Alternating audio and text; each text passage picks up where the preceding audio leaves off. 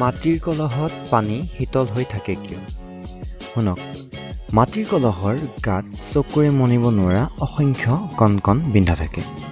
সেই বিন্ধাসমূহৰ মাজেদি পানী নিগৰি বাহিৰ ওলায় আৰু বাষ্পীভূত হৈ যায়। এনেদৰে বাষ্পীভৱন ঘটি থাকিলে তৰল পদাৰ্থৰ উষ্ণতা কমে। ইয়াৰ কাৰণ হ'ল বাষ্পীভৱনৰ বাবে যিখিনি তাপ লাগে তৰল পদাৰ্থই নিজৰ পৰাই যোগান ধৰে। গতিকে বাষ্পীভৱন ঘটি থকাৰ ফলস্বৰূপে মাটিৰ কলহত থোৱা পানীৰ উষ্ণতা কমি যায়। সেয়ে মাটিৰ কলহত পানী শীতল হৈ থাকে।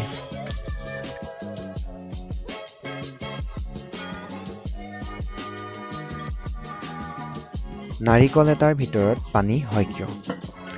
নাৰিকলৰ ভিতৰত আমি দেখা জুলীয়া পদাৰ্থখিনি প্ৰকৃততে সাধাৰণ পানী নহয়। ই নাৰিকলৰ ভিতৰৰ বগা হাঁহটোৰেই এটা অংশ। ইয়াক এণ্ডোস্পাৰ্ম বা ভ্ৰূণপোক বোলে। ই নাৰিকলৰ বীজটোৰ ভিতৰত থকা এবিধ পুষ্টিকৰ কলা, আৰু ইয়াৰ সৃষ্টি হয় ফলটোৰ ভ্ৰূণাণুৰ পৰা। ইয়াক নাৰিকলটোৱে নিজৰ আহাৰ ৰূপে গ্ৰহণ কৰি জীয়াই থাকে। সেয়ে নাৰিকল এটাৰ ভিতৰত পানী হয়। তিৰোতা মানুহৰ দাঢ়ি নগজে কিয়? মানুহৰ শৰীৰত এণ্ড্ৰজেন নামৰ এবিধ হৰম'ন থাকে।